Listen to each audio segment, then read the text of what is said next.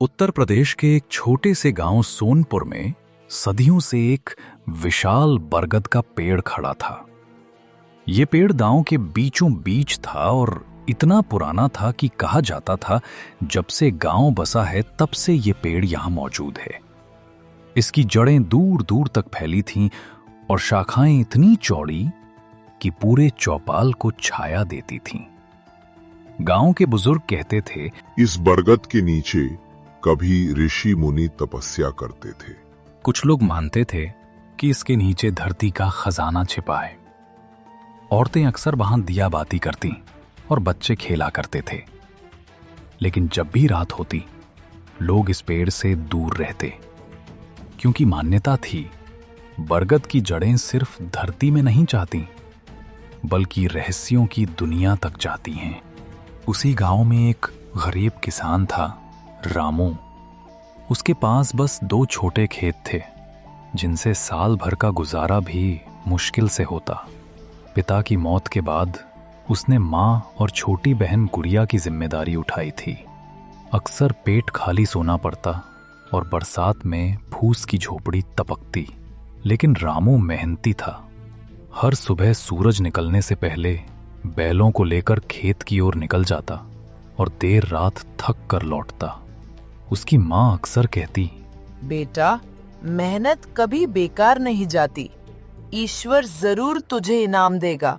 रामू मुस्कुरा देता, लेकिन भीतर ही भीतर सोचता कि क्या सच में भगवान गरीबों की सुनता है। एक रात रामू ने अजीब सपना देखा। वो बरगद के पेड़ के नीचे खड़ा था। अचानक पेड़ की जड़ों में हलचल हुई और उनमें से एक सुनहरी रोशनी निकलने लगी।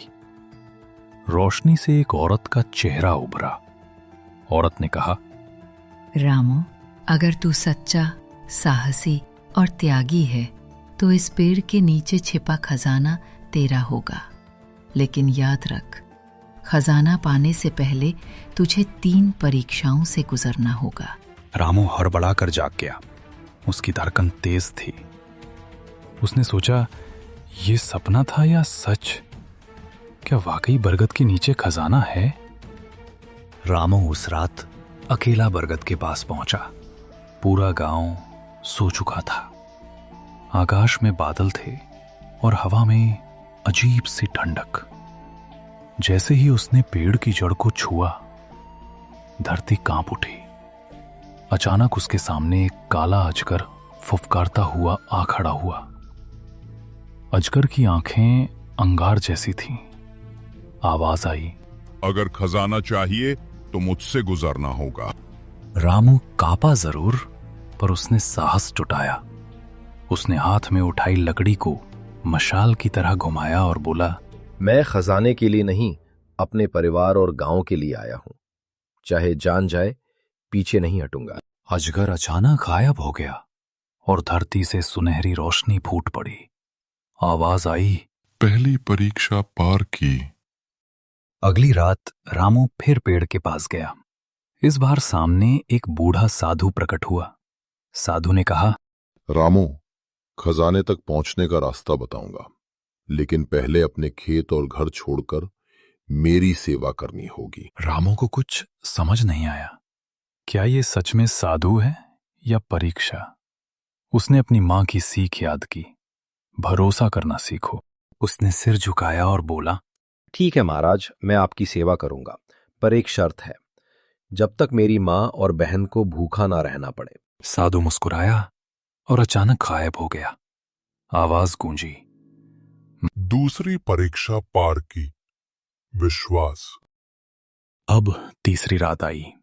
इस बार पेड़ की जड़ों से वही औरत निकली जिसने रामू को सपने में दर्शन दिए थे।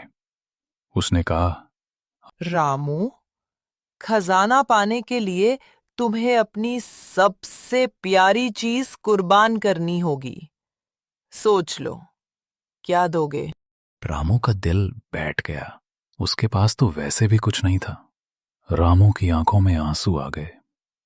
उसने कहा, मेरे पास देने के लिए सिर्फ मेरा जीवन है। अगर यही बलिदान चाहिए तो ले लो, लेकिन मेरी मां और बहन को खुश रखना। इतना कहते ही औरत की आंखें चमक हो उठीं।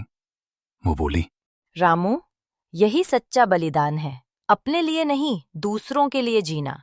तीसरी परीक्षा भी पूरी हुई। अचानक बरगद की जड़ें फट गईं। वहां से सोने चांदी के गहने, हीरे जवाहरात और अनगिनत सोने के सिक्के निकल पड़े।